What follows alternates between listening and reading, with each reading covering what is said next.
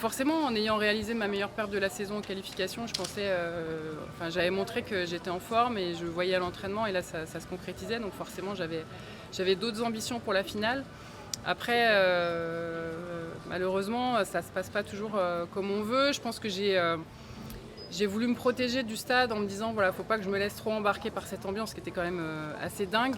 Et je pense que je me suis un peu trop coupée de ça et il manquait l'émotion. Après voilà, j'avais tellement l'envie de bien faire, l'envie il y avait mes proches qui étaient là, donc j'ai voulu m'appliquer et le lancer c'est une musique, c'est un rythme. Dès qu'on n'est plus dans le tempo, tout de suite ça pardonne pas. Donc j'ai essayé de faire les ajustements.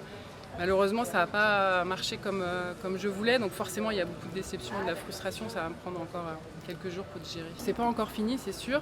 J'avais dit, je voulais pas que ces jeux soient vraiment il y avait déjà suffisamment de pression, je pense que j'avais pas besoin de rajouter en me disant que ça sera ma dernière compétition. J'ai envie de faire encore au moins une saison. On a les championnats du monde à Tokyo l'année prochaine, c'est aussi l'occasion de retourner dans ce stade où ça avait été compliqué pour moi et dans un stade qui était vide parce qu'on était en mode Covid à ce moment-là.